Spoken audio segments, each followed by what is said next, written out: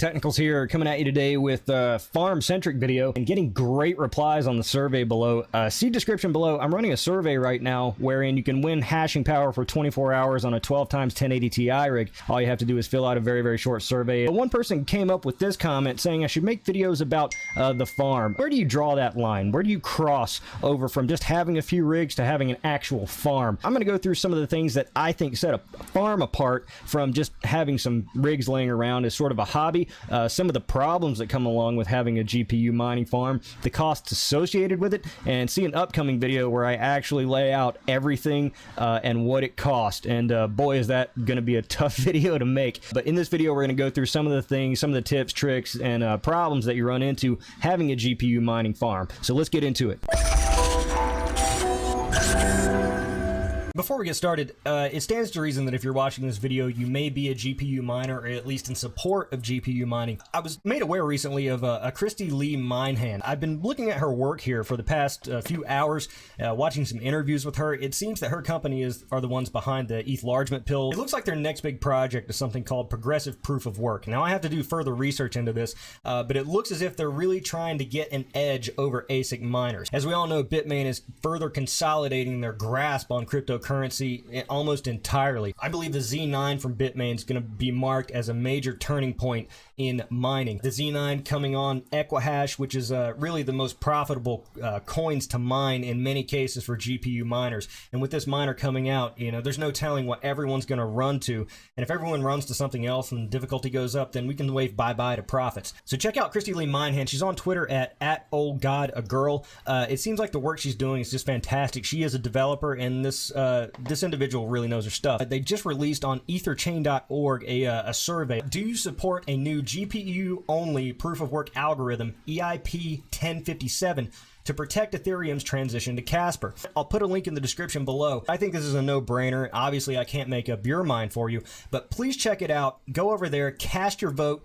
Obviously, I do support a GPU-only proof-of-work, and I hope that in the future, more people support projects and coins that are GPU only, at least pledge to fork away from ASICs or do something otherwise to eliminate the control that's being exercised on these networks by Bitmain. Bitmain's been rumored to control over 51% of the Bitcoin hash rate. We're talking about one player, one company whose machines almost universally hash Bitcoin, Litecoin, and probably soon Ethereum, controlling just themselves, not just their machines, themselves, the majority of the Bitcoin hash rate. Bitcoin is the reserve cryptocurrency. That means all other coins are basically traded against Bitcoin, like the US dollar is in Forex exchanges. For them to control the Bitcoin network, it's a terrible vulnerability. If you're interested in cryptocurrency long-term, if you're interested in mass adoption, if you're interested in pulling control away from banks and major institutions and cryptocurrency's power to do that, it does not make sense for one single player to have this much control of the network. The sad part is we give them that control because if you use Bitcoin, then you're supporting that network. I think that the work that they're working on here is just fantastic. This new progressive proof of work algorithm, something that is going to pull control away from ASICs, further that resistance to ASIC control, and really we need to do everything we can to get away from that. Please consider clicking, it's the top link in the description, over to etherchain.org and casting your vote. Ideally, you do support something like this. Otherwise, let's get into this video. So as a lot of you know, I have a warehouse here. Here's a shot of the outside. And as you can see here, here's the bay door. I had to put two 10-inch hoods in to exhaust the hot air. I had a cold air intake set up there. Those two hoods on the bottom, those have actually been converted to exhaust as well, just because getting rid of the heat is the name of the game when it comes to crypto mining. I think anyone experienced with a lot of GPUs or mining in general will attest to that getting rid of the heat is the way to do it, not really introducing cold air. Now, it takes both of those, but getting rid of the heat is obviously the hard part because you got to put it somewhere that's not where it's not just going to be sucked back up by the GPUs. And that's the problem that I've encountered over and over again in this whole saga. And now that the summertime is coming, it's becoming a real issue. So if you got a space in mind, go ahead and sketch it out on paper. It really helps to put these things down so you can visualize where you're going to put your electricity, where you're going to put your exhaust, where you're going to put the supplies, the room to work on the rigs when they go down, how you're going to secure the area. Security also very important.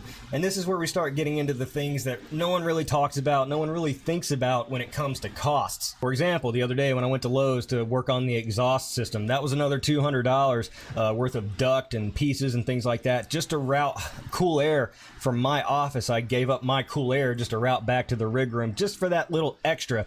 So that's $200 there. The exhaust system that I currently have in place with the fans, the duct, the ports, things like that, few $100 extra there. The cold air intake, few $100 extra there. The racks, the bins to hold the spare parts, those things add up. And so there's at least a few $1,000s in just the ancillary items to keep the rigs running. It's not always about just the GPU prices and the motherboards and things like that. Everyone sort of glosses over that, but you know, that's not as big of an issue when you've only got 1 or 2 rigs running.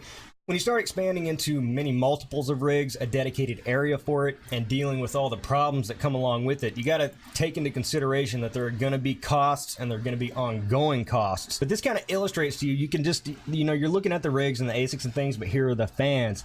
Here is the rigid duct to pipe that hot air out, the racks, the extra box fans, those foam board insulation pieces to insulate the garage door, the extension cords, the power strips, the walls, just building that room on top of it, the electrical that we had to run in, the security system.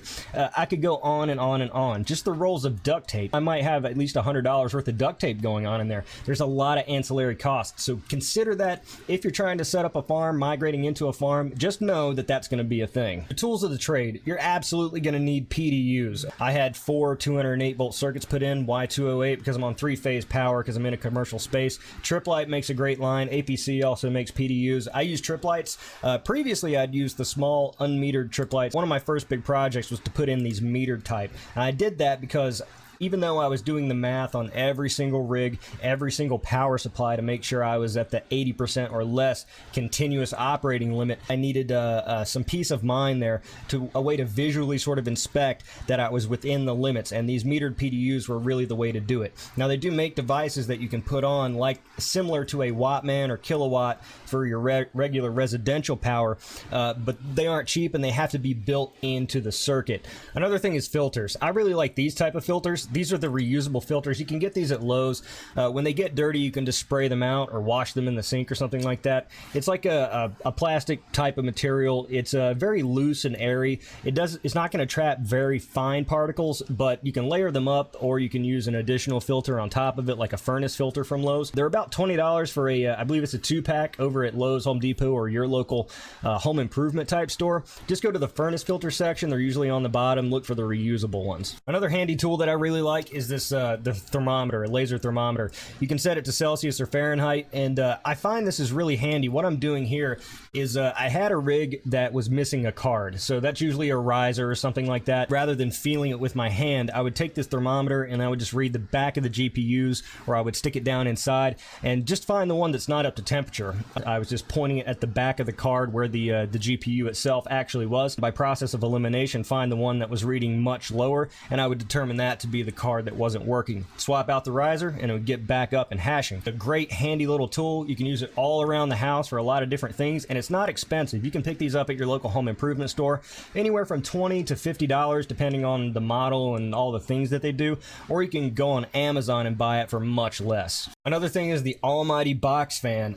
You see these everywhere. Why? Because they don't burn up a ton of power. Usually at full blast on the highest setting, they're only pulling maybe 80 watts continuously. They're cheap. You know, they're about maybe $20 a piece. They work great for continuous use. I also really like these type of fans. These are blower fans, or I've also heard them referred to as squirrel cage fans. They pull the air in from the sides and then they force it out, and you can change the angle at which the air comes out. Typically they also come with power outlets on the side, so you can daisy chain them together. They're really good at pinpointing with precision where you want air to go. It comes out in sort of a very small tight space. I would point it exactly where it needed to go if I had a problem card or a problem area, and spot cool that area, versus a box fan which has a large form factor and it's just kind of blowing a lot of low low velocity air in a general direction. Another cool tool of the trade is vape nace, y'all. I think it's a great way to test your airflow, and if you don't vape, you know, that's fine. I mean, you don't have to go out and buy a vape for it, but it is a cool way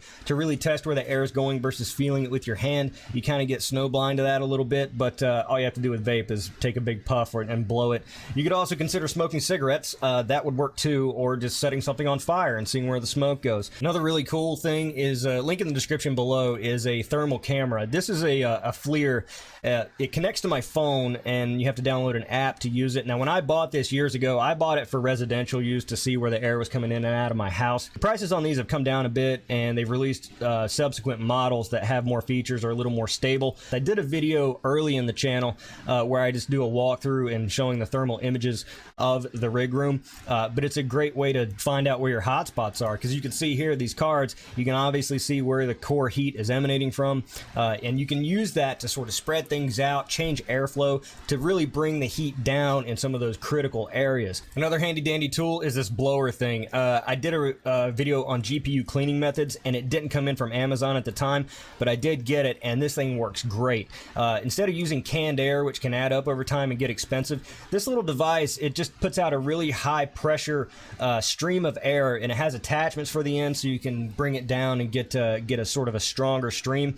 Works great for cleaning a large number of GPUs or other electronics, things like that. Honestly, I'd really prefer something with a vacuuming element, but it's going to be difficult to get down in there and vacuum out everything, because blowing stuff is just going to blow stuff deeper in, but it works to get 99% of the stuff off of your GPUs. As you can see here on this exquisitely chiseled arm of mine, just the dimple in my skin, how much pressure that thing puts out. You'll be surprised at how powerful it is. Would I recommend that you run out and set up a farm for yourself? Probably not. Now, I will say that this is pretty impressive to look at. I promise you, every time I go back there and look upon the majesty of all these beautiful GPUs mining, it's pretty impressive to look at. There's so much that comes along with it. I got in pretty much when the hype period started. Late October into November, mining really appealed to me because I like to build things. I like to put stuff together and learn in the process. Put together my first rig, and it just sort of spawned from there. Crypto started going through the roof, and I thought, well, I'll just jump on board. As we all know, there's a big argument, should I buy coins or should I mine? You know, a lot of people say just buy the coins, and I think there's probably some conflict of interest there, miners telling people to buy the coins and not mine. I would say if you've got ample time, the know-how, and you've got the gumption to do it, then yeah, you can start to set up a farm, and don't be deaf to the fact that it's going to take a lot more than just setting up rigs to do it, especially if you did it as quickly as I did. There's just a lot of things that you have to put in place to make sure that you have everything settled for these rigs to run properly. So would I recommend it? Probably not. If you're looking to get into mining, I wouldn't say go from 0 to 100 real quick. I would say work your way up, and I think that's what a lot of people do. They start with one rig, they work their way up to 2, they use the proceeds of mining to fund the additional rigs over time. Me, I'm impatient, as you've gathered by now, and so I wanted to go for it real fast. If you are interested in just going hard, going fast, building a farm out right away, maybe now's starting to look like a good time to do that, given that mining's not so hot. We have more ASICs coming out. We can only expect GPU prices to fall. So if you start seeing good deals come up on cards, maybe miners selling out of the game who haven't used their cards for very long, that's a risky bet to take, but you could potentially find a great deal. Another thing you're going to have to think about too if you're moving into a large farm is really whether or not you want to incorporate. It makes sense to me if you're doing a big capital expenditure to incorporate, start a business to start taking in your mining income and expensing all the equipment. Now, I did another video on this, the sort of the economics behind it. If you're running a large operation and you're an individual just spending pocket money on rig parts and things like that, it just really doesn't make sense to me, especially with the Section 179 deduction. This is where you're going to need to talk to a professional. You can take my advice all day, but everyone's situation is unique. And when it comes to accounting, if there's one thing I know for sure is that there's nothing I know for sure. There's a lot of room for interpretation in accounting. The IRS tax code's like 16,000 pages long. A lot of the stuff contradicts itself. A lot of stuff is purposefully written very vague and skeletal. There are these people out there who are able to cipher this language and break it down to you and make sure that you get a fair shake, and they're called accountants. And I'm not talking about a bookkeeper. I'm not talking about some guy that's just really good at math and numbers. I'm talking about a CPA. They're going to be able to shepherd you through a lot of these processes, and they're going to be expensive, but that's kind of how how you know that they're good. You're buying equipment with the hope of generating money. That, to me, just screams business all over it. It doesn't cost much at all to set up an LLC. Check with your state's Secretary of State on the requirements, the fees, things like that. Talk to an accountant. Even if the accountant charges you $100 or $200 to give you some good quality information, it is well worth it. I don't understand anyone who's going to spend several $1,000s on a rig who isn't willing to spend maybe $100 or $200 on professional advice from an accountant that can potentially save them much more in the future. So that's my take on what it takes to run a farm. You're going to be Farmer Matt in no time. In keeping with my promise not to talk too much about all the giveaways that I'm running currently, I'm just going to say we're going to get into this video's Ethereum winner right now. So looking through the comments here, again, like I said in the beginning of the video, head over to the link in the description below to check out Progressive Proof of Work and to sign. I'm going to do a video on this just so everyone knows and knows how to do it. I'm going to go through and do it myself. You have to generate a signature via my Ether wallet, so there is some work to do, but this is well worth it. Running through the comments, found one. Can you tell me why I never win? That's not an engaging, relevant comment. Jared Avat. You've won before, but guess what? You're going to get it again, Jared, because he says FYI Zevin is available on SMOS using ZEnemy 109. I had no idea. I was hitting up Simple Mining admin saying, like, when's the Zevin miner going to come? And the ZEnemy miner actually contains support for Zevin, so that means we can get into even more speculative coins in the future. So, Jared, I appreciate that, and I'm getting a lot of great comments, guys, but you're not posting your Ethereum address like Bitcoin up here. This is what this video was pretty much in response to, talking about the farm, the issues with the farm, things like that. So, you know, Bitcoin, post your Ethereum address next time, bud. Jared, I appreciate it greatly. Let's send him off his. If you want yours, like, subscribe, and leave me an engaging, relevant comment, and I'll send it off to you. Got lots of giveaways going on. See description below for details. I'm the Technicals. See you next time.